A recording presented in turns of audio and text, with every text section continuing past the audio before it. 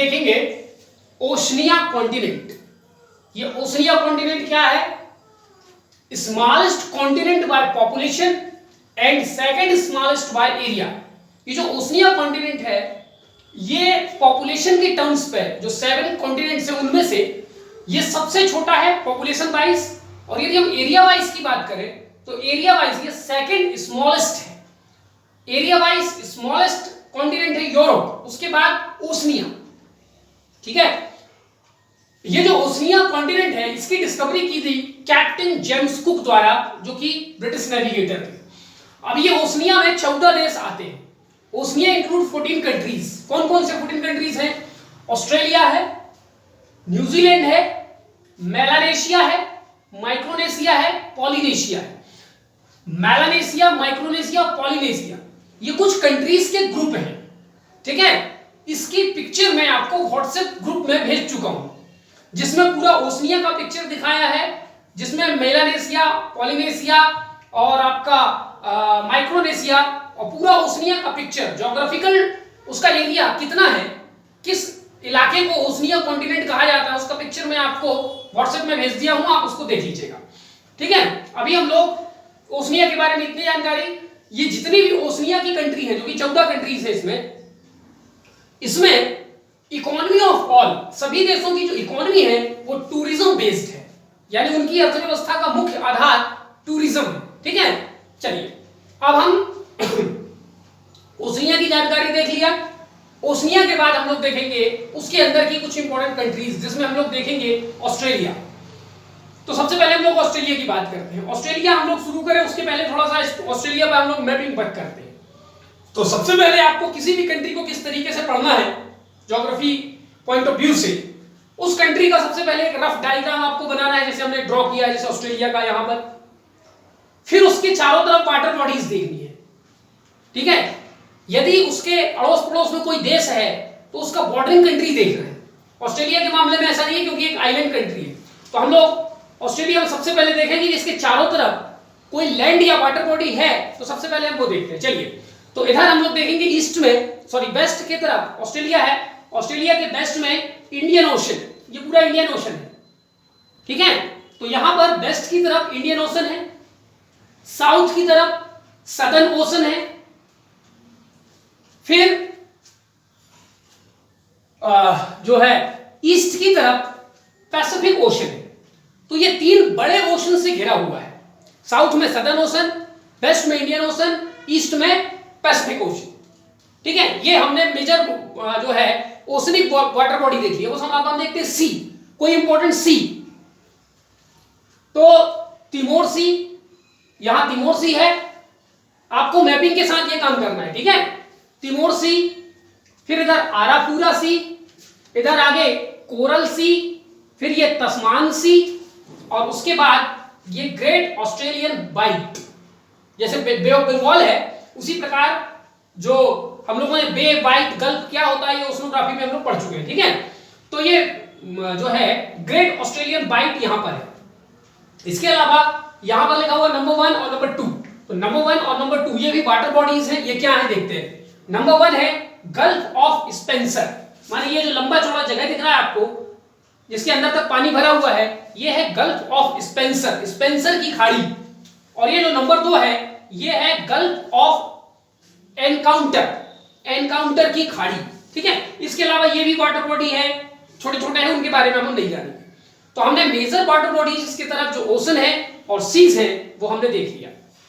ठीक, अब हम देखेंगे कुछ महत्वपूर्ण स्ट्रेट, यानी कि जल संधियां। जल संधि क्या होती है, स्ट्रेट्स क्या होती हैं? A narrow passage of water connecting two large water bodies और सेपरेटिंग टू लैंड बॉडीज। तो जल संधि की परिभाषा क्या है? एक ऐसी नैरो माने संकीर्ण पानी की पट्टी जो कि 2 बड़ी बड़ी जल राशियों को आपस में जोड़ती है या 2 लैंड बॉडीज को आपस में अलग करती है। ठीक है, तो ऐसे 2 स्ट्रेट हमें ऑस्ट्रेलिया में देखने को मिलेंगे। नंबर 1 इधर मिलेगा आपको टॉरस स्ट्रेट, परीक्षाओं में ये पूछे जाते हैं, आपको ध्यान रखना है। तो टॉरस स्ट्रेट जो है आराफूरा सी को पैसिफिक ओशन या कोरल सी से, अब यहां देखिए यहां कोरल सी है, यहां आराफूरा सी है, तो आराफूरा सी को कोरल सी से जोड़ती है टॉरस स्ट्रेट। ठीक, और ऑस्ट्रेलिया के यॉर्क पेनिनसुला को, इसके ऊपर है पापुआ न्यू गिनिया।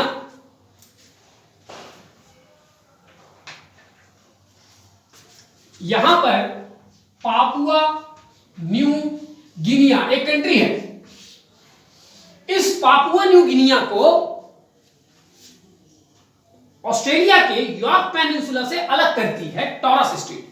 तो किसी भी जल संधि के बारे में दो चीजें देखनी पड़ती है। नंबर वन, ये कौन से दो वाटर बॉडीज को कनेक्ट करती है। नंबर टू, ये कौन से दो लैंड मास को अलग करती है। ठीक है, तो taurus straight Papua new Guinea को ऑस्ट्रेलिया के यॉर्क पेनिनसुला से अलग करती है और आरापूरा सी को कोरल सी से जोड़ती है। तो पहला स्ट्रेट ये कंप्लीट हो गया। दूसरा, बास स्ट्रेट। ये जो बास स्ट्रेट है ये ऑस्ट्रेलिया के मेनलैंड से उसके एक आइलैंड है तस्मानिया, उसको अलग करती है और तस्मान सी को सदर्न ओशन से जोड़ती है। बात क्लियर हो गई? ठीक है, तो ये दो महत्वपूर्ण हमने स्टेट्स देख लिए।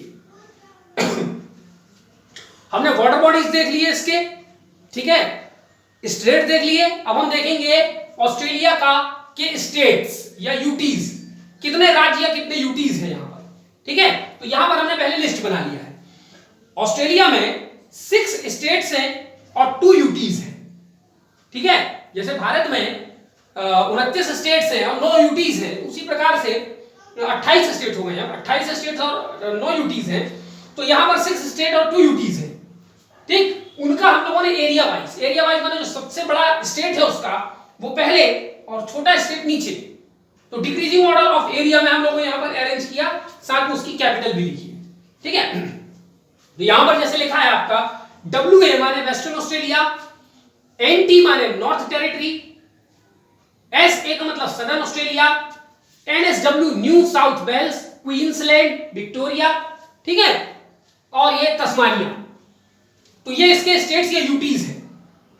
तो ये जो बॉर्डर खींचे हुए डॉट डॉट लाइन से, ये उस स्टेट के बॉर्डर को दिखाते हैं। यानी यहां से लेके यहां तक ये पूरा वेस्टर्न ऑस्ट्रेलिया है, ये फिर ये डॉटेड लाइन, फिर ये नॉर्दर्न टेरिटरी है। ठीक है, तो चलिए हम लोग देखते हैं। तो जो 6 स्टेट है वो है, नंबर 1 वेस्टर्न ऑस्ट्रेलिया, ये सबसे बड़ा स्टेट है, इसकी कैपिटल है पर्थ। दूसरे नंबर पे क्वींसलैंड, और क्वींसलैंड की राजधानी है ब्रिस्बेन। तीसरे नंबर पे सदर्न ऑस्ट्रेलिया की राजधानी एडिलेड। नॉर्दर्न टेरिटरी, उसकी राजधानी डार्विन। न्यू साउथ वेल्स, उसकी कैपिटल सिडनी। विक्टोरिया की राजधानी मेलबोर्न। तस्मानिया जो कि एक यूटी है, उसकी राजधानी होबार्ट, यह है तस्मानिया। ठीक है, और कैनबरा जो कि एक यूटी है और उसकी कैपिटल यूटी है। ठीक है, यहां कहीं कैनबरा अभी हम आगे देखेंगे, तो कैनबरा कहां पर लोकेटेड है वो उसका लोकेशन भी देखेंगे। तो ये 6 स्टेट और 2 यूटीज हमने यहां पर समझ लिया। अब हम देखेंगे माउंटेन्स। ऑस्ट्रेलिया में बड़े माउंटेन्स पाए जाते हैं। ठीक है, चलिए, तो ऑस्ट्रेलिया में ये जो एक उसके पूरे ईस्टर्न साइड पे माउंटेन है, ये पूरा माउंटेन कहलाता है ग्रेट डिवाइडिंग रेंज। GDR मैंने लिखा हुआ है, great dividing range. Great dividing range एक कंटिन्यूअस नहीं है, बीच बीच में ब्रेक है। तो उसके दो बड़े जो ब्रेक पार्ट हैं उसको हमने A और B से लोकेट किया है, जहां पर A का मतलब है न्यू इंग्लैंड रेंज, ये ग्रेट डिवाइडिंग रेंज का ही भाग है। ठीक है, न्यू इंग्लैंड रेंज, और B नंबर पे ब्लू माउंटेन। ओवरऑल ये पूरे माउंटेन को हम ग्रेट डिवाइडिंग रेंज कहते हैं, जो कि 3 भागों में बटा हुआ है। ऊपर का भाग already a part of great dividing range, उसका ये एक छोटा टूटा हुआ भाग जो कि न्यू साउथ वेल्स में पड़ता है, उसको हम बोलते हैं न्यू इंग्लैंड रेंज, और ये बी वाला पार्ट इसको हम बोलते हैं ब्लू माउंटेन। इसके अलावा एक और माउंटेन है विक्टोरिया प्रांत में, ये सी से हमने इसको लोकेट किया है, और इस माउंटेन का नाम है ऑस्ट्रेलियन आल्प्स। ठीक है, ये तो सी का मतलब है ऑस्ट्रेलियन आल्प्स। आल्प्स पर्वत वैसे तो यूरोप में पाया जाता है, इटली में, स्विट्जरलैंड, 3-4 देशों में फैला हुआ है आल्प्स, लेकिन अगर उसके पहले कुछ और लग जाए तो वो कई देशों में है। ठीक है, तो ऑस्ट्रेलिया में भी एक आल्प्स पर्वत है, उसको ऑस्ट्रेलियन आल्प्स कहते हैं। इसी ऑस्ट्रेलियन आल्प्स माउंटेन पर ऑस्ट्रेलिया की सबसे ऊंची चोटी स्थित है जिसका नाम है माउंट कॉसिस्को, माउंट कॉसिस्को। और इसकी जो ये हाईएस्ट पीक है ऑस्ट्रेलिया की, इसकी हाइट है 2237 फीट, 2237 फीट। ठीक है। इसके अलावा एक और माउंटेन है जो कि वेस्टर्न ऑस्ट्रेलिया में पड़ता है, उसका नाम है हैमर्सले रेंज। ठीक। चलिए, इसके अलावा ये जो एक पूरा पेनिनसुला है, इस पेनिनसुला को बोलते हैं अर्नहम लैंड। बीच में ये एक बहुत बड़ा खाड़ी है जिसमें पानी भर गया है, इसको बोला जाता है गल्फ ऑफ कारपेंट्रिया। और ये ऊपर एक पेनिनसुला निकला हुआ है, इसको बोला जाता है यॉर्क पेनिनसुला। ठीक। और ऑस्ट्रेलिया मोटा मोटा यदि हम देखेंगे तो 10 डिग्री से लेकर के 10 डिग्री साउथ से 36 डिग्री साउथ तक सिचुएटेड है। 10 डिग्री साउथ से 36 डिग्री साउथ तक, ये मोटी मोटी। ठीक है। यहां पर ये जो टॉरस स्टेट है, यहां से 10 डिग्री की लाइन गुजरती है साउथ की, और 1 डिग्री और नीचे आएंगे तो 11 डिग्री साउथ से और 22 डिग्री साउथ तक। ठीक है। यानी यदि हम यहां पर एक लाइन खींच दें और यहां पर एक लाइन खींच दें तो ये 11 डिग्री साउथ और ये 22 डिग्री साउथ। तो 11 डिग्री साउथ से लेकर 22 डिग्री साउथ तक एक कोरल की चट्टानें पाई जाती है। इस कोरल की चट्टानों को बोला जाता है ग्रेट बैरियर रीफ, जो कि दुनिया की सबसे बड़ी कोरल रीफ है। ठीक है। कोरल यानी मूंगी की चट्टानें, हम लोग कोरल क्या होता है ये हम लोगों ने ओशनोग्राफी में पढ़ लिया है। ठीक है। तो दुनिया की सबसे लार्जेस्ट जो कोरल रीफ है वो कोरल सी में ग्रेट बैरियर रीफ के रूप में ऑस्ट्रेलिया के ईस्टर्न पार्ट में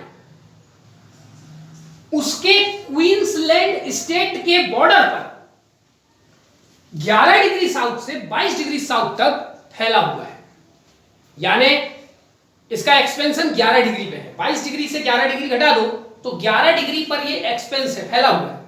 और चूंकि 1 डिग्री बराबर लगभग 111 किलोमीटर, तो 11 डिग्री माने आप समझ सकते हैं कि कितने किलोमीटर लंबा में ये जो है पूरा जो आपका ग्रेट बैरियर रीफ फैला हुआ। ठीक है। तो ये कुछ इंपॉर्टेंट लोकेशंस हमने यहां पर देखी। और ये जो सॉलिड लाइन है, ये solid line tropic of Capricorn है, मकर रेखा।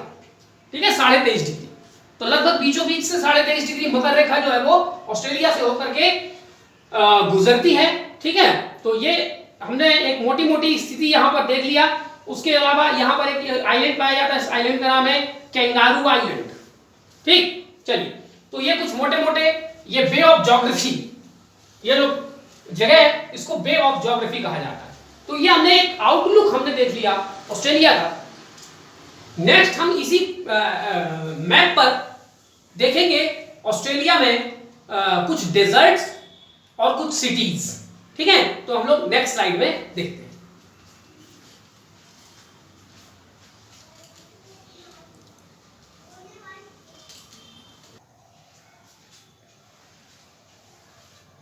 चलिए, अब हम लोग यहां पर देखेंगे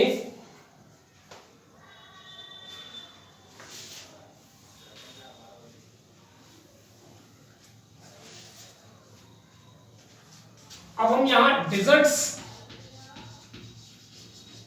और सिटीज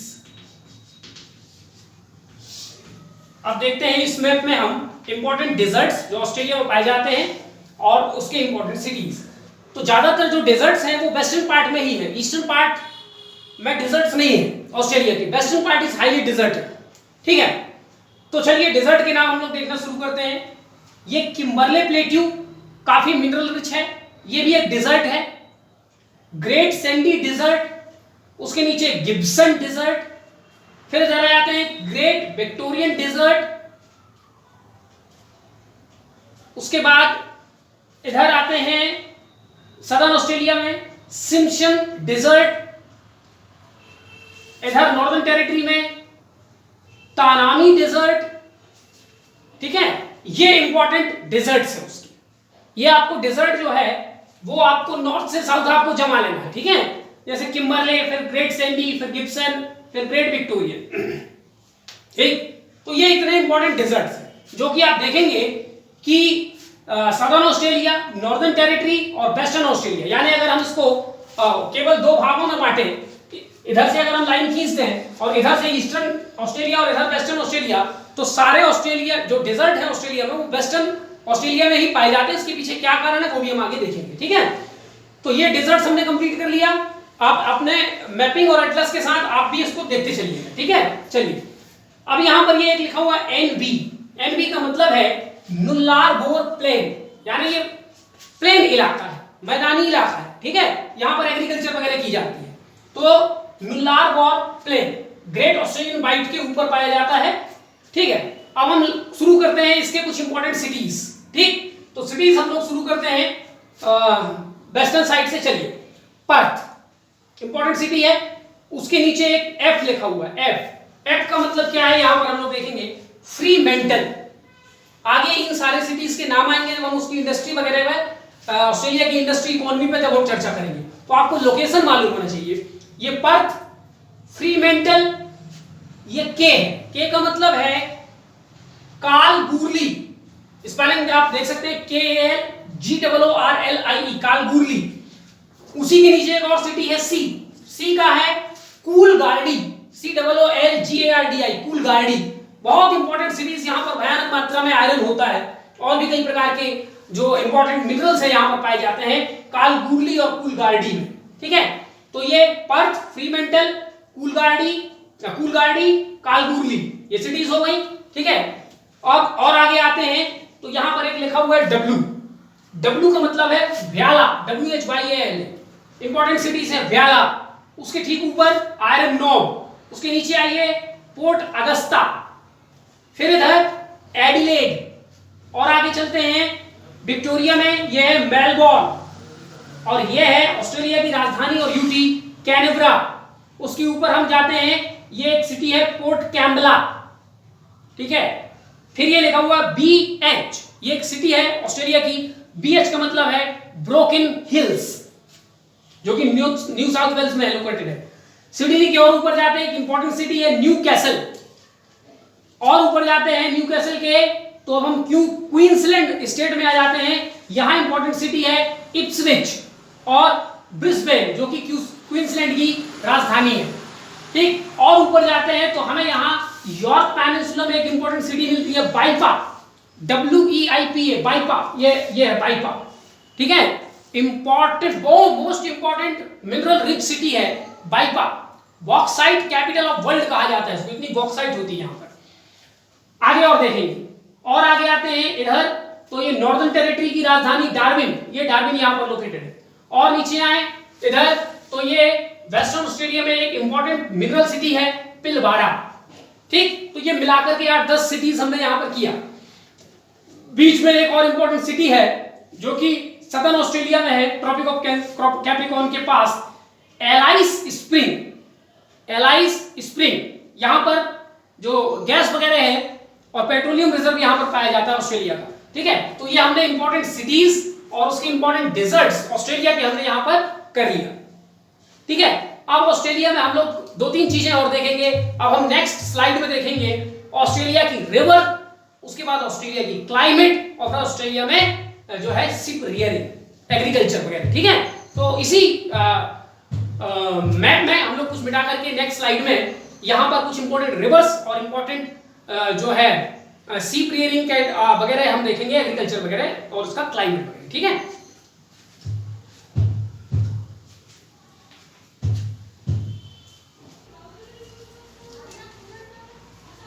इस वीडियो में हम लोग देखेंगे ऑस्ट्रेलिया में पाए जाने वाले रिवर्स। यहां 2 इंपॉर्टेंट रिवर्स हैं ऑस्ट्रेलिया में, एक इधर ग्रेट डिवाइडिंग रेंज से निकलती है और एक इधर ब्लू माउंटेन से निकलती है, ठीक है। ये मेन रिवर है, इसको कहते हैं डार्लिंग रिवर, और ये है उसकी ट्रिब्यूटरी मर्रे रिवर। दोनों को मिलाकर के मर्रे डार्लिंग रिवर सिस्टम कहा जाता है। तो Murray Darling river system is the longest river system of Australia. उसकी क्या लेंथ है, ये तमाम चीजें हम आगे समझेंगे, ठीक है। फिर ये मर्रे यहां आकर के मिलती है डार्लिंग, और ये दोनों रिवर यहां आकर के गल्फ ऑफ एनकाउंटर में आकर के गिरती है ये नदी, ठीक। इस पूरे इलाके में जहां पर ये मर्रे और डार्लिंग रिवर बहती है उसको मर्रे डार्लिंग बेसिन कहते हैं। और ये मर्रे डार्लिंग बेसिन ऑस्ट्रेलिया में सबसे इंपॉर्टेंट वीट कल्टीवेशन एरिया है, माने यहां पर गेहूं की खेती सबसे ज्यादा यहां पर की जाती है। उसके थोड़ा सा हम ऊपर देखें तो पूरा ये वाला इलाका लगभग यहां से लेके और डार्लिंग बेसिन के ऊपर तक ये पूरा इलाका घास के मैदान से ढका हुआ है, जो कि टेम्परेट ग्रासलैंड है, शीतोष्ण घास का मैदान। और इस टेम्परेट ग्रासलैंड्स को ऑस्ट्रेलिया में डाउन्स के नाम से जाना जाता है। तो downs is a temperate grassland found mainly in Queensland states of Australia. ये क्वींसलैंड है, ठीक है, यहां से थोड़ा यहां तक, ठीक। चलिए, दूसरी इंपॉर्टेंट रिवर है यहां पर फिट्जरॉय रिवर। ये जो फिट्जरॉय रिवर है, यहां पर अभी इसके पहले वाले वीडियो में हमने देखा था, यहां पर एक प्लेट्यू है, किम्बरले प्लेट्यू। किम्बरले प्लेट्यू से निकलती है और इस जगह पे आकर के गिरती है। इस जगह का नाम है किंग साउंड, ठीक है। ये एक प्रकार की खाड़ी है, ये जैसे बे ऑफ बंगाल है, इसका नाम है किंग साउंड, ठीक है। तो ये फिट्जरॉय रिवर किम्बरले प्लेट्यू से निकलती है, किंग साउंड में आकर के गिर जाती है, ठीक है। तो ये दो इंपॉर्टेंट रिवर्स, और यहां पर हमने देखा टेम्परेट ग्रासलैंड। नेक्स्ट वीडियो में हम लोग देखेंगे, नेक्स्ट स्लाइड में हम लोग देखेंगे ऑस्ट्रेलिया में क्लाइमेट, ठीक है।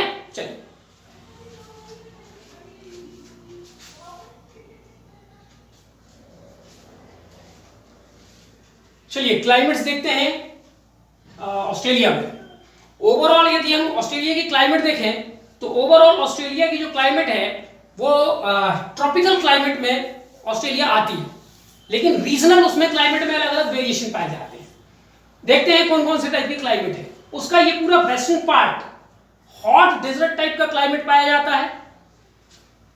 उसके थोड़ा सा अगर हम ईस्ट की तरफ चले जाएं तो मर्रे डार्लिंग बेसिन और उसके ऊपर जो टेम्परेट ग्रासलैंड हमने देखा था, उन दोनों को मिला करके यहां पर टेम्परेट ग्रासलैंड वाली क्लाइमेट यहां पर पाई जाती है। और उसके ईस्टर्न कोस्ट पे चले आए तो चाइना टाइप की क्लाइमेट पाई जाती है। इधर ऊपर ट्रॉपिकल मैरीटाइम टाइप की क्लाइमेट, और ये पूरा नॉर्दर्न पार्ट मानसून क्लाइमेट।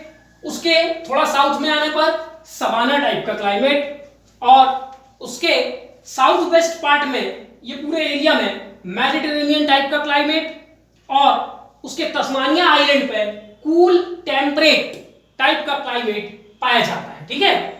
तो सबसे इंपॉर्टेंट बात आपको ध्यान रखनी है कि ऑस्ट्रेलिया में मेडिटेरेनियन क्लाइमेट कहां पाई जाती है और मानसून क्लाइमेट कहां पाई जाती है, ये दो आपको ध्यान रखना है, ठीक है। बाकी सारे टाइप के क्लाइमेट का क्या मतलब होता है, उसमें किस सीजन में बारिश होती है, कितनी अमाउंट में बारिश होती है, ये तमाम फीचर हम लोगों ने क्लाइमेटोलॉजी में पढ़ लिया है, डिफरेंट टाइप के क्लाइमेट। तो वहां आपको उन सारी चीजों को ध्यान रखना है कि हॉट डेजर्ट टाइप के क्लाइमेट का मतलब क्या है, सवाना टाइप के क्लाइमेट का मतलब क्या है, ये तमाम बातें। तो यहां पर हम लोगों ने ऑस्ट्रेलिया का ये एक क्लाइमेट देख लिया, ठीक है। अब हम देखते हैं ऑस्ट्रेलिया में एग्रीकल्चर और जो है एनिमल हस्बेंड्री, ठीक, मैप में कहां कहां पर सीप होती है, कहां कहां पर जो है वीट होती है, ये तमाम चीजें।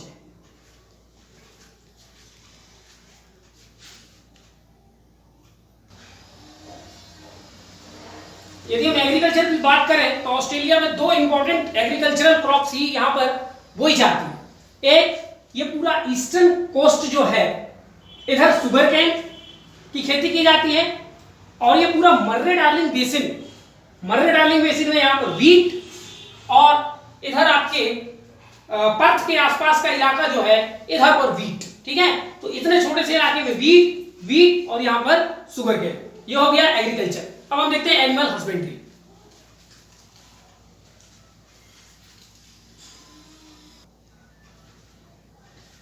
चलिए, एनिमल रेयरिंग हम देखते हैं तो ऑस्ट्रेलिया में वर्ल्ड की लार्जेस्ट सीप जो है वो पाई जाती है, और उसी के आधार पर यहां पर बूल दुनिया में सबसे ज्यादा मात्रा में होती है। तो देखते हैं सीप इंडस्ट्री कहां, मतलब सीप जो है रेयरिंग सबसे ज्यादा कहां किया जाता है।